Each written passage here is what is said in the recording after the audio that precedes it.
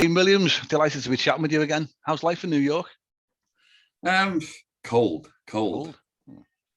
It's 25 Fahrenheit today. That's cold. It's going wild. I mean, all the temperatures here are in Fahrenheit still, and it's the days when it varies from 70 to below freezing. Yeah. Within a day, within hours. So you never know what to wear. You go out, you if you went out in Bermuda shorts, you'd end up with frostbite at the knees.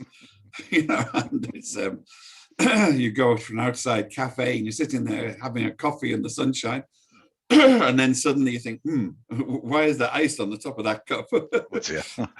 We've just gone through two big storms here. Not so much in Liverpool.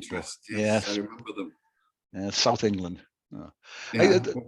Sorry, go on. I did a story during the Great Hurricane in the South. I did a story that got reprinted in the Evening Standard from the New Statesman. Oh, yeah.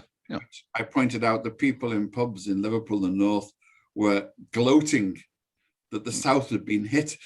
Oh, yeah. Which South? Yes. And it was, it got reprinted. I mean, it was real naked class. I mean, you realize the two nations that Margaret Thatcher had developed at the time. Yeah. Really was, people cheered when they see a tree falling on somebody's Ferrari. Way. That was down in New Orleans. I've been covering a theatre thing in Sheffield, I think it was, Leeds, and I had to come back over the Pennines. My little old Allegro was coming downhill on the Pennines, and with my foot full down, the fastest I could get along the M6 was 50 miles an hour against the headwinds. It was really, it was really tough. I mean, and when I got home, it was not devastating, a few tiles off, but it's a memorable incident. I walked into it and I switched my answering machine on. That's how long ago it was, answering machines. Oh, yeah. And the tape played, and it was the Scientologists. Yeah. Because I'd done stuff about the Scientologists, and they were sending spooky messages with voice modulators. Oh, it's a bit weird. Going to Dianetics, and what was the other one? We are Scientologists, if you please. We are Scientologists. This was every night spooking. And it suddenly cut off in the middle. Yeah. And I knew their headquarters was in East Grinstead in Sussex because I knew a local reporter there. And I called him and said, "Hey, John, hurricane just hit you." He said, "Yes, how do you know?" I said, "Because the sinos got cut off in mid-message." And it was true, their power had gone. Yeah. Oh, hey, come down the Pennines. The weather can change, can't it? From 1 mile to another. You can be totally isolated there, cut off, can't you, with thick fog coming down. Well, you don't realize how precarious it is. I mean, on the Pennines, 1,000 feet and you're above the tree line. We're that marginal on the climate, which where climate change will really, in the tropics, you can go 10, 15,000 feet without hardly seeing a change in the Himalayas. Yeah. And I've been in Darjeeling, which is 8,000 or 9,000 feet, and it's lush and it's green. Yeah. But with the Pennines, once you reach 1,000 feet, you don't get trees. It's moorland. Yeah. And that's how precarious life is. I mean, that's how little of a hiccup it takes to make the place uninhabitable. Yeah. The butterfly effect or the domino effect. Yeah. Well, it's more, I mean, it's one of the reasons why the Scots and Irish made whiskey, because they couldn't grow wheat. They grew barley, which is better for fermenting. Yeah. The Normans never really wanted to get much north of Preston because they couldn't grow wheat.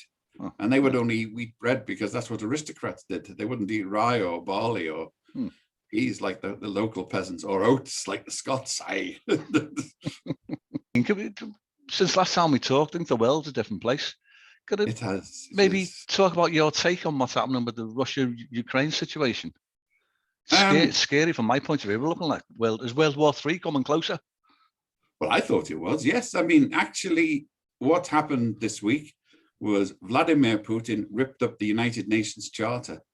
People have stretched it, people have bent it, people have folded it. And, you have to think about these things, which I do a lot because I write about the UN. Yeah. When the first time that Desert Storm, that the rest of the world went into Iraq, it was because Iraq had invaded a sovereign country, Kuwait, and occupied it. Yeah. That was the big no-no of the post-war international order. You do not invade other countries. If you got in before 1945, like the Russians did in Eastern Europe and the rest, then that was okay. But after 45, this is verboten. Mm-hmm. And it's been the mainstay of the international order. So people have fudged it, people have twisted it. In the case of Vietnam, the Americans had to claim that they'd been invited in. The Russians claimed that they were invited into Hungary and Czechoslovakia. They never flouted the actual principle.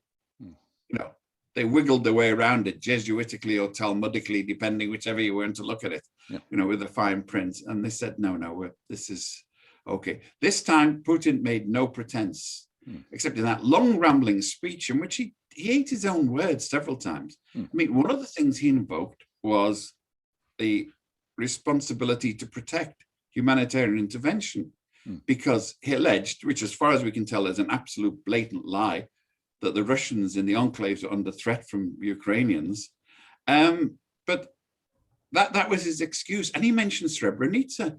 And I had to sort of sit down. Srebrenica was done by the Serbs in Belgrade with Russian backing. The Russians backed them before, during, and after to go in and kill 8,000 Bosnian males from Srebrenica. They shot them and left them in the woods. And then they dug them up and they buried them and they burned them in furnaces to try and hide the evidence. It was a complete barbarity. And this suddenly became Putin's excuse. Remember, he covered for them. He's still covering for the Serb government in Belgrade that makes apologies for these. There's never really said sorry for this. Or, you know, the Serb line is pretty much like Putin's now. We cannot tell a lie. The Bosnians killed themselves to make the Serbs look bad. I mean, it's absolute bullshit, if you'll forgive the expression. And that's the type of excuses they're coming out with now. First of all, you know, you've got to separate the principles. This is an absolute principle on which what passes for peace since 1945 has been based. You don't go in and intervene and enter another country and catch it. Putin broke this in Crimea. You know, by the way, there's, you know, whether Crimea should be in Ukraine is a debatable point, but the whole thing about the United Nations and the UN Charter is there's ways to mediate this. He could have said, well, let's get the United Nations in and have a referendum.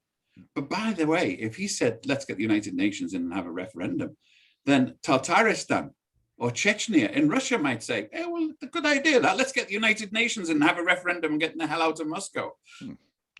Doesn't want that. So he wants to pick and choose which principles apply. And then, you know, the outright annexation, you send troops disguised as locals across the border into the enclaves in Donetsk and Luhansk. And hey, they invite you in afterwards. No, sorry, this is old stuff. And it kept reminding me that, you know, when he was looking for excuses, this week I interviewed, what's his name? Higgins from, Elliot Higgins from Bellingcat. And now Bellingcat is a group of open source people that track these videos and sources down. And what got me, I'm calling the Keystone Commissars. The people who are making these videos coming from there, absolute idiots. They included footage from a Finnish military exercise from 10 years ago to show the Ukrainians. The people are speaking in Finnish. And apparently what Elliot tells me is they're using Telegram. And I'm not a big tech whiz, but if you do use Telegram, it actually carries the meta code, the details of how the video was made. So it tracks who put what in and when they put it in. They showed people being evacuated because of Ukrainians' threats 3 days before they alleged the Ukrainians made the threats. And it's all there in the record. It's complete ineptitude. So I asked Elliot Higgins, well, who are they playing to? I mean, the Keystone Commissars, why are they so idiotic? You know, I thought the Russians were cyber whizzes. And he said, well, it's for the domestic audience, and the domestic audience, like Trump's people here, will swallow anything. So, you know, he puts anything across to them. And it looks like people have believed it. I mean, I sincerely believe, it's early days yet, I sincerely believe that the Russian soldiers and much of the Russian people really believed that the Ukrainians were groaning under Nazi oppression and were going to welcome the Russians with open arms and bouquets. It hasn't happened. You haven't seen any signs of mass defections. The Ukrainians have surprised everyone, including me. And you just got to compare the Ukrainian president. He's there in his T-shirt in the middle of Kiev and say, I'm not being evacuated. I'm staying here and fighting. Yeah. You look at Putin in his cabinet meetings, and he's on the other side of 100 meters away stadium with his cabinet on the other side. Yeah. And that's very wise. If you're the head of a state that specializes in poison assassination and poison darts and you know, ricin tipped umbrellas, you wouldn't want to get close to your rivals either. So he's on the opposite side. That contrast is there. He's not even getting advice from his own people. There is something delusional about it. Yeah. His rambling and discursive speech in which he invokes the United Nations has gone against. This week, they had a Security Council meeting which condemned Russia. He didn't get anyone to support him. He got a few, like the Chinese and of all people, the United Emirates to abstain, and the Indians, all for their own special reasons. Because the Indians are occupying Kashmir and don't want precedents against them. And the UAE is bombing the hell out of, with Western support, by the way, is bombing the hell out of Yemen and doesn't want precedents to be brought up. So they abstained, but he's completely isolated. And it's now going to go to the General Assembly. And what I suggested this week, because I cover the United Nations, this week he's decided that Ukraine doesn't really exist. It's an invention. All countries are inventions. He's got a point there, but some more so than others. Russia's an invention.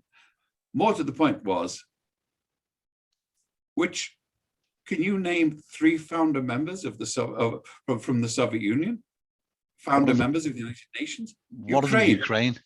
Ukraine, Belarus, and Russia, and no, not even Russia. The Soviet Union, Belarus, and Ukraine, because Stalin insisted that they had to be recognized as sovereign states, which probably came as a surprise even to them. They didn't know what to do with it.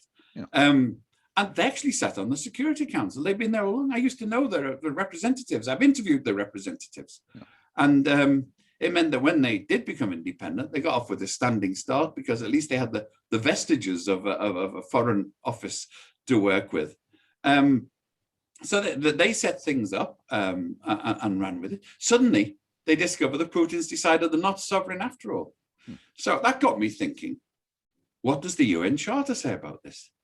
The UN Charter says the 5 permanent members are the United Kingdom, France, the United States, China, and the Soviet Union. Not Russia? No. And I was there when it happened. And the British are complicit in this.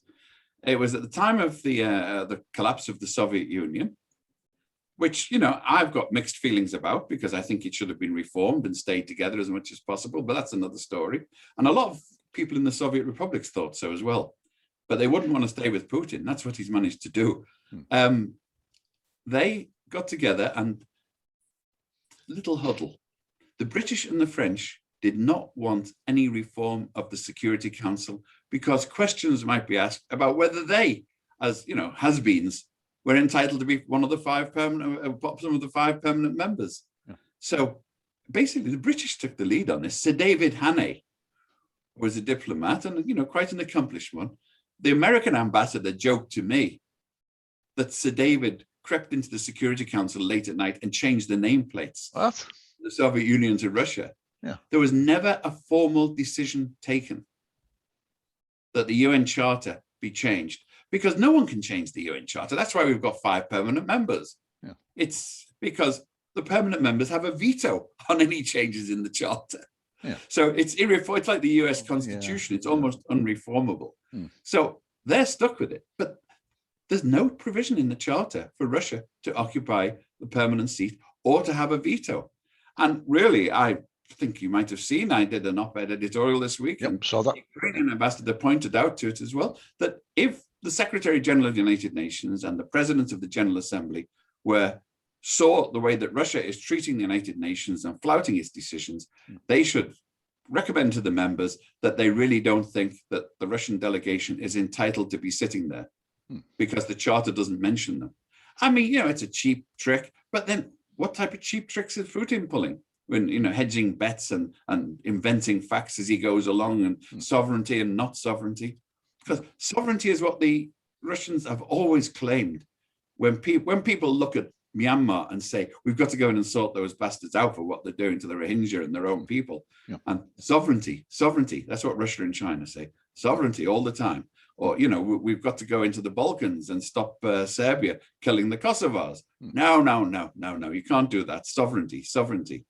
And this assumed right of sovereign nations to do whatever they liked in their own people was stood for many years until Kofi Annan managed to get the Millennium Declaration.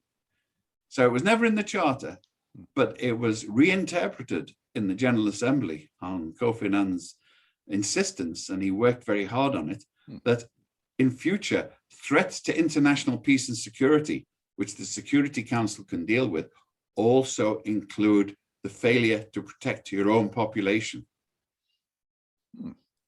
So in other words, if, say, just for an example, if India was allowing Bengal to starve like the British did during World War II, other countries have every right to go in there and help feed them.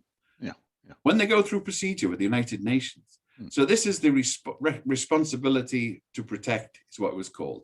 They realized that intervention had got a bad name because Blair used it, for God's sake, in Iraq.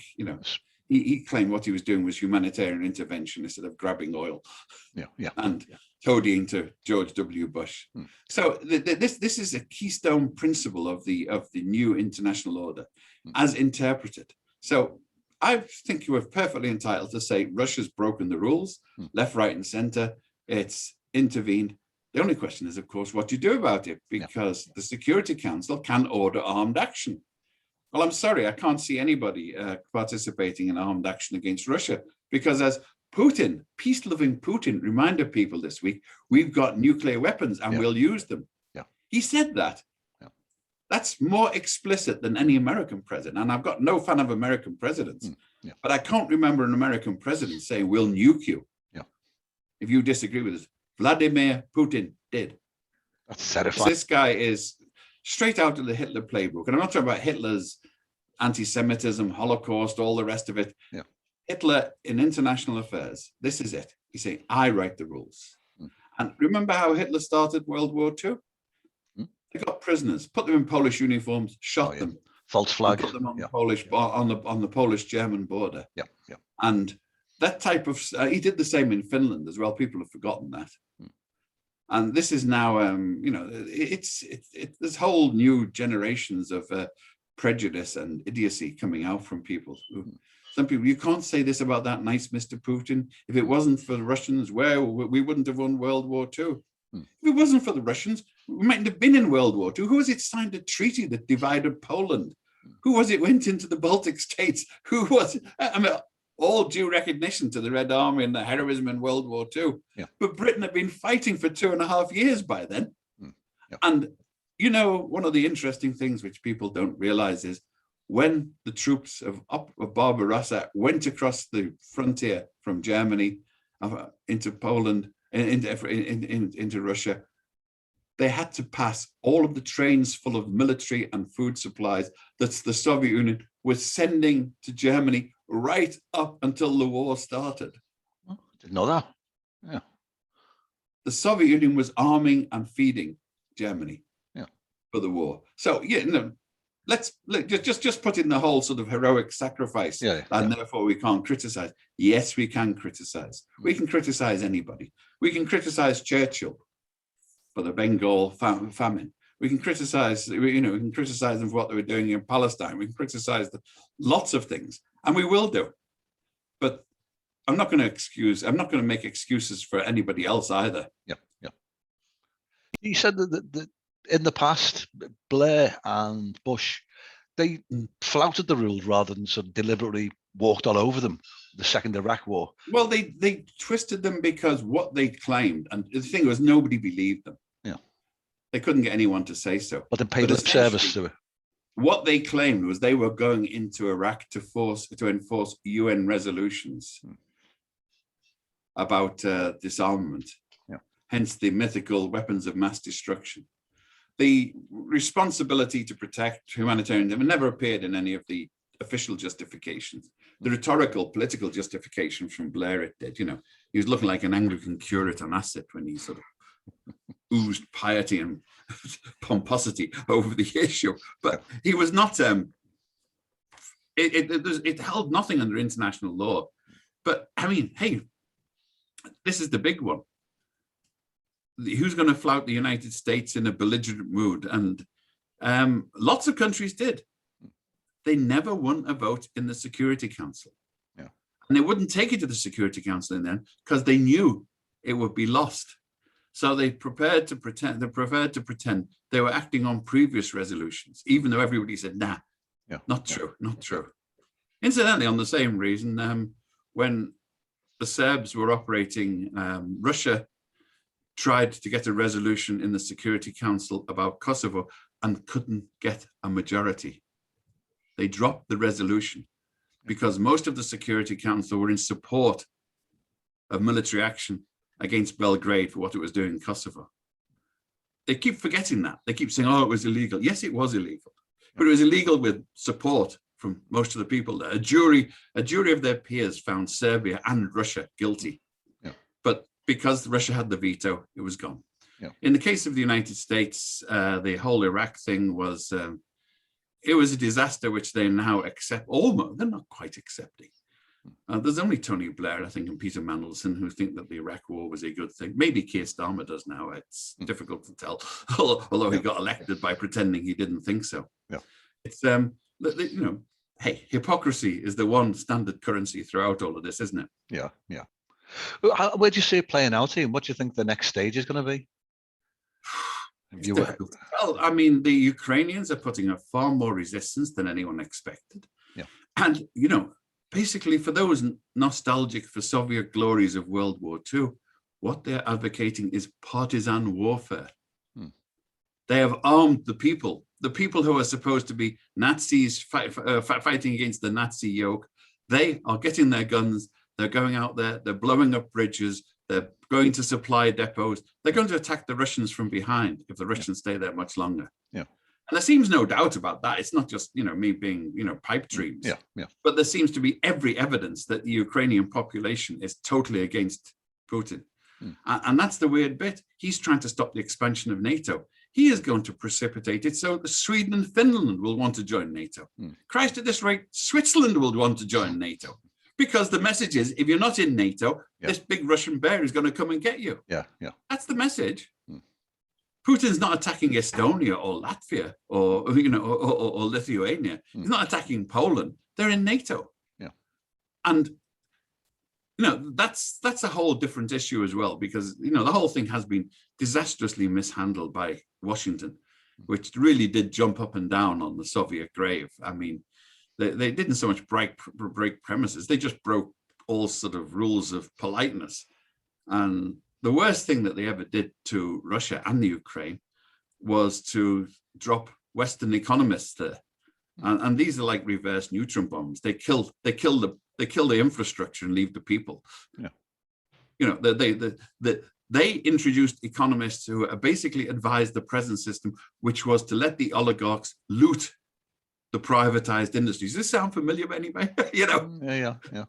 Privatize, you'll privatize and nationalized industries, stuff the banks with gold, let people take away and run with it, exploit the natural resources of the country, and make yourself rich with it and get the money out. And these are the people who supported Putin, the oligarchs. These are the ones who have been bankrolling both Trump and Johnson politically. Yeah. These are the ones who own the Chelsea Club. These are the ones who are now sitting in the House of Lords, Lebedev. Yeah. Lord Lebedev, for God's sake. I mean, you know, why not Baron Berrier? You know, let's get real about this. You're one of the most startling images I've seen. I've never seen, I think, in my lifetime. Is people on the streets of Moscow protesting, you know, by the thousands. I don't know whether that's been by that. I mean, it really, I thought, you know, they can't do this. But the fact that in the face of huge police pressures, likely to be arrested, you've got them coming out on the streets. And one of the things now is with the internet, people can do this. Yeah, everyone's got Twitter, everyone's got a camera. Around in the back alleys with leaflets and get shot at by the police. Yeah, everyone's got a camera now, haven't they, you know, with the phones. Yeah. So I mean, I was really heartened by that. And by the way, has anyone seen, the Ukrainian police aren't like this, has anyone seen mass demonstrations in Ukraine in support of Putin? and against their government? Not at all, no. Reporters can go anywhere there. They're uninterfered with. No sign of them. But, the ideologues are saying, no. The Ukrainians are fighting against Nazis. Yeah. There are a couple of Nazis in Ukraine. There's a lot in Russia. There's even more in Washington than the south of the US. I mean, they wander through the streets of southern states here with Confederate crosses and the swastika, untrammeled. But does everyone say that the US is Nazi as a result? Yeah. Not often, sometimes. No, it's just taking the part for the whole, which is a speciality of the black arts propaganda, for which you basically deserve you need an extremely gullible population. And on the internet, by God, you found them. I've been looking and watching the stuff that comes out. I mean, it's like Mark Twain said, a lie is halfway around the world while the truth is still struggling to get its boots on. Yeah. You see it on the internet. I mean, complete lack of any critical faculties whatsoever. Yeah. What I've noticed, that the Russian television, the RT, that looks like it's been taken off air in the UK. We can't access it. I think it has been, yeah. I mean, I'm not sure whether I approve or not. And I've got to relate my personal experience here. I have appeared on Russian television. They've come to me as a pundit. The very first time I suggested the Russians were wrong and they voted for the resolution about Libya. Yeah. And Sergei Lavrov who's the foreign minister, was the UN representative for many years. He knew exactly what was going to happen with that resolution and they didn't veto it. Yeah. And that was it. Never invited me back, except for one sort of crossfire program. Yeah. And in contrast, I don't want to bull them, but I often appear on the Iranian television. I'm a born-again atheist. Yeah. Here I am on the Ayatollah's television. I've told the Iranians that they shouldn't have nuclear weapons. They shouldn't even have a civil nuclear program because it's disastrous economically. Nobody's ever made a nuclear program pay. It's only by financing it for military purposes that anyone's done it. The costs are borne by the taxpayer in the future and by the environment in the future. So I laid all this on thick. I've told them that they're backing a complete murderous kleptomaniac in Syria. They call me back. That's strange. Not Russia Today. No. Oh, okay. Come to think of it, the BBC and CNN and Fox and the others are fairly particular about who they have on and who they don't. He can't say that, can he? Yeah. I used to go on Fox quite a lot, in fact. I enjoyed it. I've seen it quite a few. I've been watching you on YouTube half the day today. Wow, are you bored? No, but the Foreign Press Association with that particular channel. Oh, one thing before I forget, I was going to ask, have you any idea why, unless it was just what someone took a picture of, why the Russian forces, they're taking over the Chernobyl site, the old nuclear reactor? It's on the way to Kiev. Just for that reason, do you think it's just been photographed? So. Well, I put a counter tweet on there. I say, if I was Ukrainian, let them have it, but make them take it away. They broke it, they own it. Yeah. I mean, that was a masterpiece. That was what brought about the fall of the Soviet Union, really. Yeah. Was the fact that even under Gorbachev, they lied. They let people sit in a nuclear plume for a week before they took action, before they even told anyone what was happening. And once again, it doesn't detract from the heroism. I've actually got in-laws who were amongst the firefighters who were called in. Yeah. And they went in. They took a shot of vodka and they went into a nuclear plume. They went naked, didn't they? Is it to say, bollocks, the clothes can't protect us. We know we're going to suffer. We're going to die. They were incredibly brave. Who was it? One of the science fiction writers did a book about them, and other people have done it. I mean, the pilots, helicopter pilots, would fly into the nuclear plume to drop lead and sand on the fire, and it's kamikaze stuff because they knew. They weren't doing it in ignorance. They knew what was going to happen. Yeah. They knew this was going to kill them. I know, all kudos to their heroism, but then what do we do to the bureaucrats who said, well, we'll try this experiment, and when it goes wrong, we won't tell anyone. It'd be embarrassing to Moscow, and we'd have to explain to Moscow what went wrong. Yeah. And they let it rage. And I don't know, when I left Britain, I presume it still is, you couldn't eat lam from the Lake District. True, yeah, from the yeah. Well, I've got white patches on my skin, vitiligo. A lot of people at the time reckon it was, from the fallout and going back to that period, about 30 odd years ago. Do you think, another question just occurred to me, you mentioned that the Chernobyl, that was part of the downfall of the Soviet Union. People reacted. They lost. I mean, the idea that the Soviet Union was it was repressive, but people tolerated it. It was a system that delivered results. It delivered education. It delivered healthcare. And they could see the deficiencies, and they hoped it would improve. Yeah. So it was not people it was not like Burma where they were really suffering a pain point, but they had a basic trust in the institutions. And even after the fall of the Soviet Union, as far as I know, apart from Georgia and the Baltics, most of the republics, the Western Poles, said that they would have preferred the Soviet Union to stay intact if reformed. Yeah. They had a faith in the institutions, but the faith disintegrated in Chernobyl. It went up with the nuclear plume. Yeah. Do you think this invasion into the Ukraine, this may be Putin's Chernobyl moment in history? Inshallah, as they say in another part of the world. Whatever may be. I mean, he really may have gone too far. And, maybe the best hope is the Russian military or the KGB will say, comrade, you've gone too far this time. Yeah. And that's why he sits on his own away from his cabinet. He's got whole departments making some of the most toxic, vicious, radioactive and poisonous substances known to man. Remember what he does to his own opponent. He sends people here to watch Cathedral and kill his opponents. Yeah. His opponents at the airport. Remember the dissident, was it Navalny, who they wouldn't even let him, they were trying to stop him going to the hospital. Get treatment. When he reported being poisoned. And it was only a very, very brave doctor who said, fuck you, I'm a doctor. I'm going to treat him. And, that's a degree of courage, which a lot of people are missing. That more people like that, and Putin's days are numbered. He must be so isolated. Well, he is internationally. Well, he's isolated personally. Those pictures are iconic. Him sitting on edge of a huge hall the size of St. George's Hall, and his cabinet on the other side behind the table. I mean, frustrating, because one of the phrases that we heard this week was basically Ukraine is a long way away and there's nothing we can do about it. Precisely. It's a paraphrase of what Neville Chamberlain said about Czechoslovakia. Oh, yeah, with Hitler. Yeah. A small, faraway country of which we know nothing. 1938. So why should we risk it? But there are principles. By neglecting Munich, it led on to Berlin, Stalingrad, Hiroshima, all the rest of it.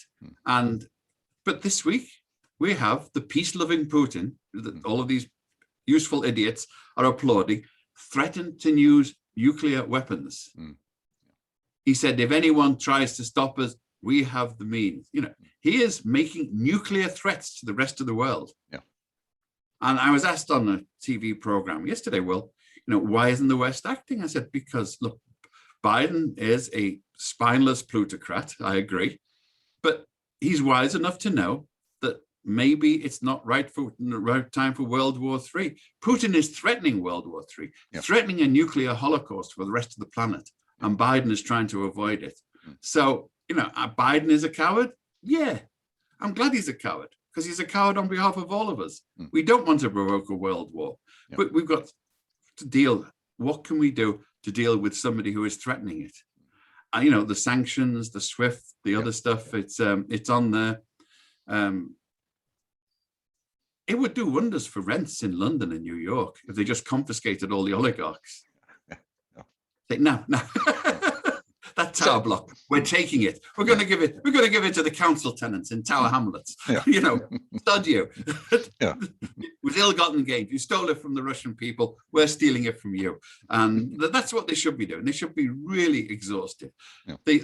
Not one of those oligarchs made their money in any legitimate entrepreneurial way. They looted. Not from the sweat of their brow. Of the Soviet Union. Yeah. That's why. After all this time, look, I've been predicting the downfall of the dollar for 20 years because I write about financial stuff.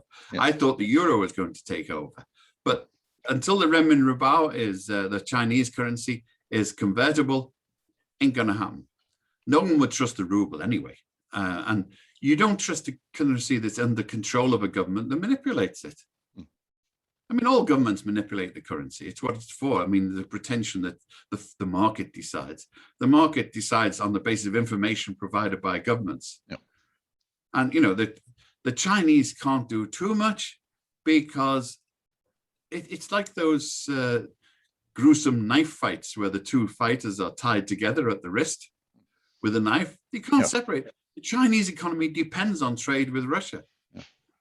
You don't think President Xi is going to damage the prosperity by boycotting the rest of the world? Nah. I mean, he's taken big risks with Hong Kong. You look what he did in Hong Kong. I mean, people should remember this, that President Xi, they were locking up the last independent journalists in Hong Kong last week. Under British, under laws in English with British-speaking judges, with English-speaking judges, remember, under the Chinese system. Which was yet another broken promise, of course. He promised 50 years of one country, two systems, which is why the Taiwanese want nothing to do with them, because they know what Chinese promises are worth. And then you come to international currency. What are Chinese promises worth? Would you accept a scrap of paper written by somebody who ripped it up in Hong Kong? So, True. I hate to say it, but we're stuck with the dollar for the time being, and we're stuck with SWIFT. Yeah. I wish we weren't, because the Americans do abuse it in the sanctions against everybody else. But in this one, it's going to work, I think, if they keep it there. And remember the state of Russia. Russia is not a developed economy. Basically, it's Saudi Arabia with nukes. Gas as well. It sells its oil to real economies. Gets the money and then spends it. It spends it on expensive cars, yachts for Putin, by the way. I don't know if you've seen the size of his yacht, or the villa for Putin, several hundred million. It's all, you know, it's all been documented by very brave Russian journalists. I mean, he has been looting it on the scale of everything else. And whatever you say about the Soviets, you know, Stalin died modestly. You know, he had the complete resources there, but you know, in the end, he sent checks to his old friends from his salary. He did not. He left no properties to his children because he didn't have any. It takes Putin to do this. Is there a Kofi Annan type figure in the UN who's there waiting in the background, ready to jump in and mediate between? Is there any? No, that's one of the things that's been really obvious, is that Antonio Guterres is he's the invisible man. He's missing in action. He has never dared say boo to anybody. He won't defy the Chinese. He won't defy the Americans. He won't go against the French and Moroccans over Western Sahara. He never says anything. He won't go against the Israelis. But on this occasion, even he was moved to say, it's illegal, it's outrageous what Russia has done. Because it is. I mean, it's a complete flagrant violation of the UN Charter. And it's not just a violation. It's basically saying, we don't accept the UN Charter. And he can't, he would have loved to. He hated being forced into the position. By the way, when Kofi said that the Iraq war was illegal, it's often quoted, and that's why they got rid of him. The Americans got rid of him. But he said so because a BBC reporter shoved a microphone up his nostril and insisted he answer the question that he'd been evading all this time. Was the war legal? And Kofi, as a man of integrity, in the end, he had to say yes. He hadn't dared say it before because he didn't dare risk a breach with the Americans. And I knew Kofi personally. He was a person of integrity. But it wasn't just a case of his personal. He had to consider the effect on the institution if he defied the Americans at that stage of the operation. And, you know, remember who we was talking about. We're talking about Senator Jesse Helms and the others who were, you know, vicious. They never forgave him for saying that, even being forced under pressure to say that the Iraq war was illegal. I'm trying to make it. I come shooting at both sides. Nobody can point to anything. You know, when somebody's, I think one of the most pernicious things I hear is what in the democratic socialist trade we call whataboutery. You say China shouldn't be locking up the Uyghurs in concentration camps, and we just say, what about El Salvador? You say, you know, Russia shouldn't be shouldn't be occupying the Crimea. What about Honduras? I mean, what about? It's not an answer. It's an evasion. And more to the point is, with me, it doesn't work because I've protested about I've protested about the Vietnam War. That's how long ago. I protested about the Balkans. I protested about, I've written about Iraq, both Iraq wars. I've written about Myanmar, and I have not in any way been an apologist for the US. I've been accused of that, of the UK, because once in a while, like a stopped clock, the US and the UK are right. They're mostly right about the Balkans, even though that spineless weasel Clinton almost messed it up completely. But I mean, it's this obsession with the Americans. It's the Noam Chomsky and the others that they keep blaming the Americans for everything. In their vision of the world, not a sparrow falls without the CIA having shut it down. And it just ain't necessarily so. I mean, Noam Chomsky is the only person in the world who thinks that Israel is a US satellite. Everyone else thinks, if anything, the US is an Israeli satellite because of the lobby. But he thinks this. He's obsessed with America. The tail wagging the dog. Yeah, he really is obsessed with America. And so are most of these people. My quip for them at the time of the Balkans and Rwanda was that they would have picketed the Normandy landings to stop foreign intervention in Europe. And they would have done. In fact, they did. In New York, there were demonstrations to stop the British imperialist blockade of starving German workers. The American Communist Party led pickets and demonstrations on the docks against the British blockade of Germany, starving the German workers, right up until, was it June 1941? And then suddenly they changed the tune, amazingly. Oh dear. What are you working on at the moment, Ian? What are you writing? Are you working on another book? Have you been commissioned by anybody? Yes, I've got several. I'm rewriting a book on the dark side of rum for light entertainment. Another one on rum? Yes. An update? Is there an update to the first book, or it's not an update? Totally new? It's a new one. It's the dark side of rum. Dark side, yeah. Well, it's the fact that rum and sugar have been associated with slavery, with repression. Even before the African slave trade, in the Mediterranean, it was associated with slavery. In the Middle East, it was associated with slavery, because it takes compulsion to make people work in a sugar refinery in the type of heat that sugar grows in. And it's been intimately associated all along. So that's what I'm working. I'm also, partly thanks to you, I've been collecting what we've been saying, and I'm working on my memoirs. I'm trying to get a framework for it, because more and more I talk to younger people, students, because I teach a course at the City University here, and I realize they know nothing about history. And I think a lot of people in Britain do not appreciate what we had until Margaret Thatcher. It's been so many years. The idea that I could grow up in a council estate in Huyton, family coming from, bombed out centre of Liverpool, that we went, it was not perfect. We got access to education, higher education. It was free. It was free, yeah. I was one of the first people born in a National Health Hospital, just afterwards.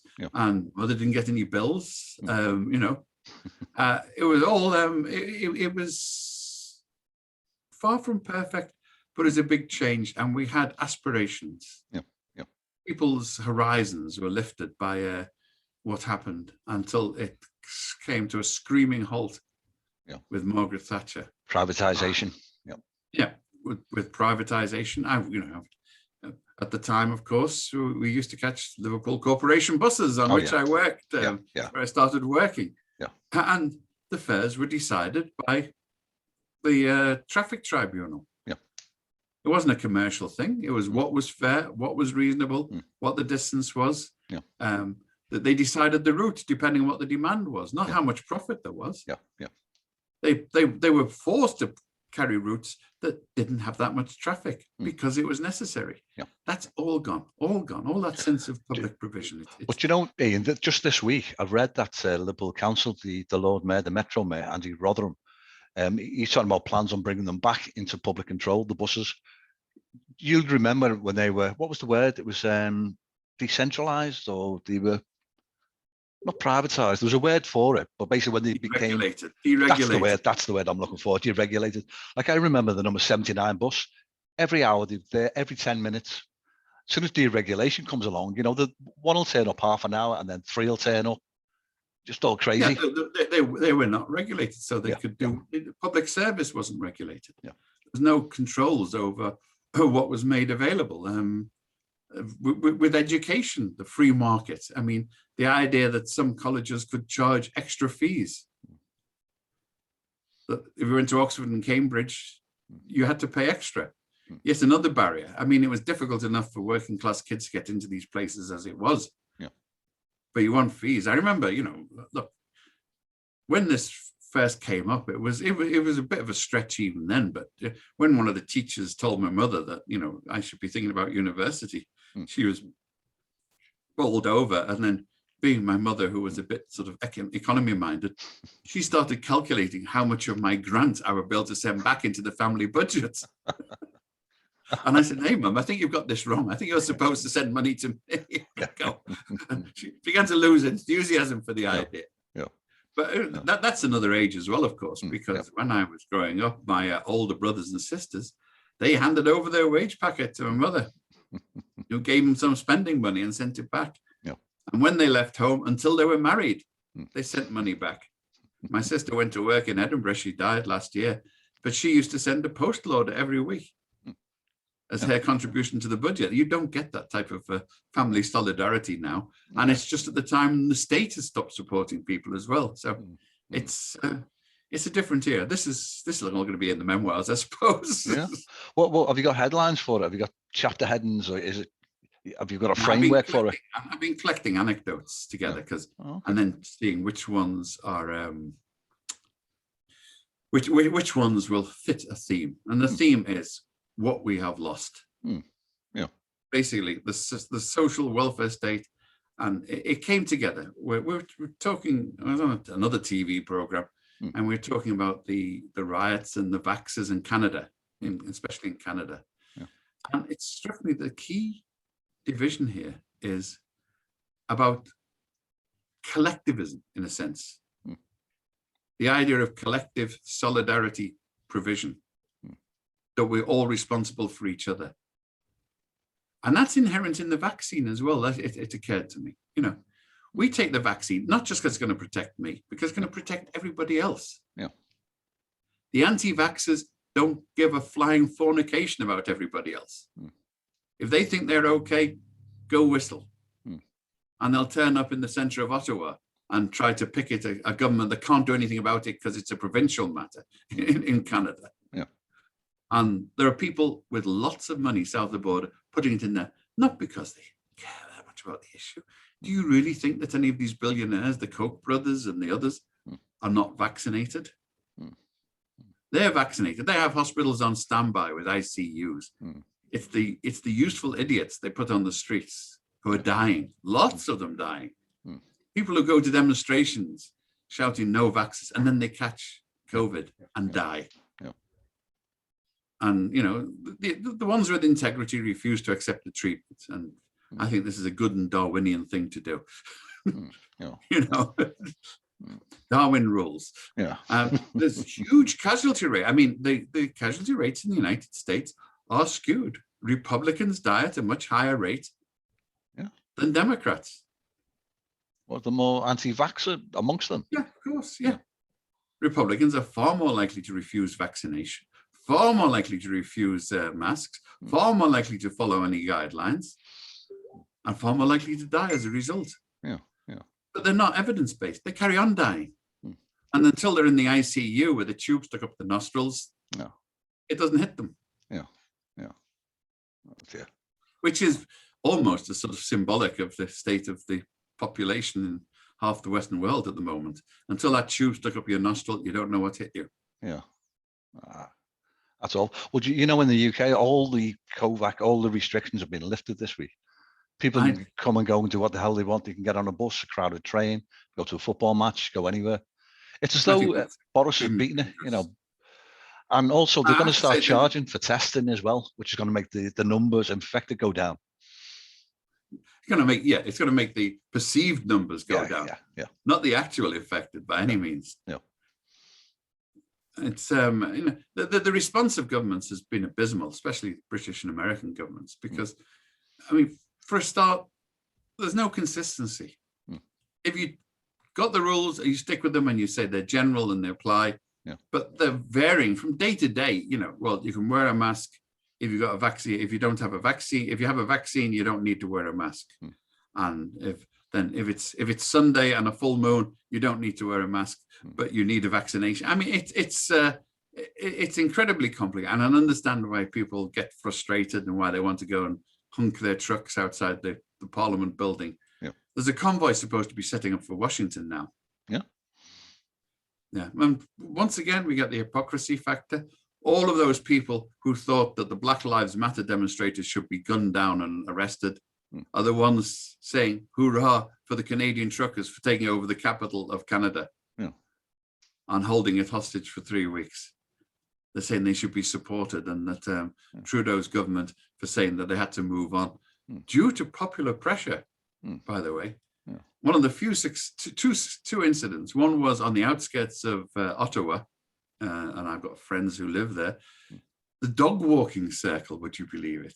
Well, they had a dog waters app, and they got there, and they got so pissed off with all of this that they went and picketed the junction and wouldn't allow any more trucks into the convoy. The dog walkers did this. They stopped the convoy coming in. And it was on dog walkers app. And then the second time over in the Western Canada, in Edmonton, the people did the same thing. And what happened? The police came and threatened them for obstruction because they were stopping the truckers coming in who were going to cause an obstruction in the city. It's crazy. I mean, and that shows the really insidious part, which brings back to I call it the brown shirt syndrome, is when the so-called law and order forces are on the side of the perpetrators who are in danger. The brown shirts in Germany knew that they could carry out crimes. They could smash in Jewish shops. They could beat up communists and socialists. They could terrorize people on the streets with impunity because the police were on their side. It's like the Israeli settlers. They know they can do what the hell they like because the Israeli armed forces in the end will back them up.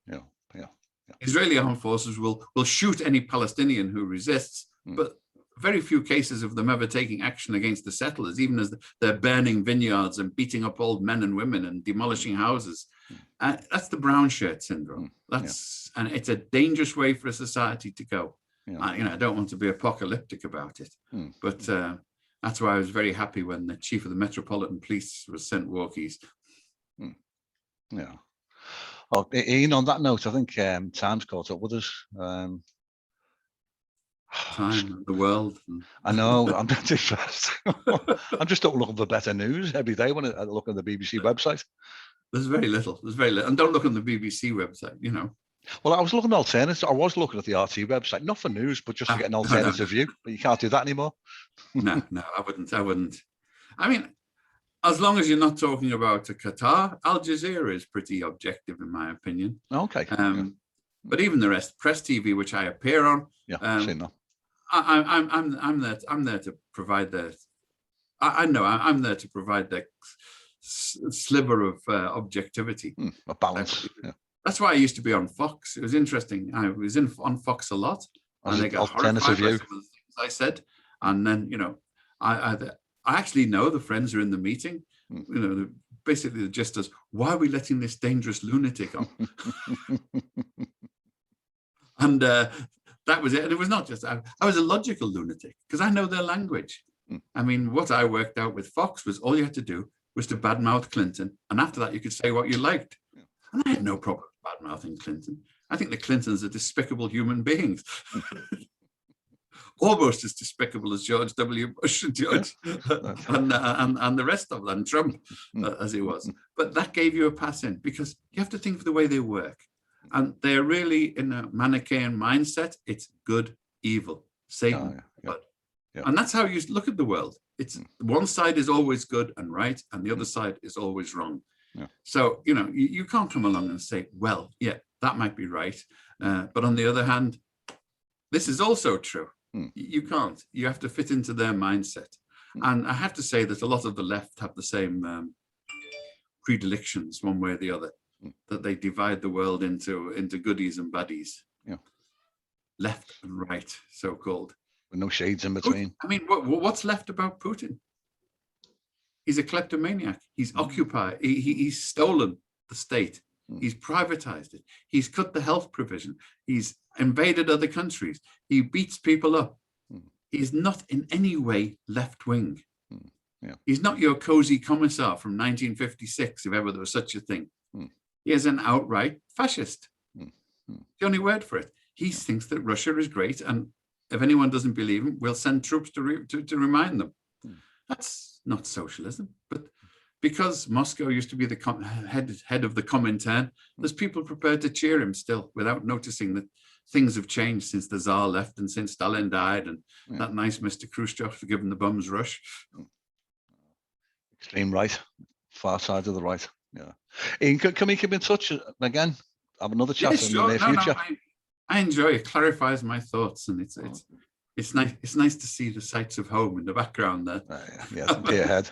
Yes. I'm coming over this summer probably, so I hope to see you then. Let's keep in touch. Yeah, definitely. My nephew's getting married in Whiston. I don't know why. Is in Whiston? What? Have you mentioned that before? Is he based in Whiston, relatives? No, he's in Liverpool 8. Oh, okay, In Granby, round there. Okay. That's where most of my surviving family in Liverpool is. So I'll be looking up the old pubs again. It's been 4 years since I've been there. Let's go for a pint. Just before I died, I was in the Philharmonic and the Crack. Best toilets in the world. Yes, I miss them. Well, let's keep in touch, and I'll go for a pint when you come to Liverpool. Let's do it. Well, say a pint as a figure of speech, I hope. Oh, well, yeah, I drink. several drinks. Yes. Okay, look, it's been great talking to you. And, appreciate your time as ever. Yeah, you'll probably get a sort of host of vicious criticism from the useful idiots who I've been talking about. No, that's Alan. No, I hope it. Good on you. No, that's at any time. Thanks again, Ian. You take care, mate. Okay. See you, Terry. Bye. Cheers. Ta-ra now. Bye.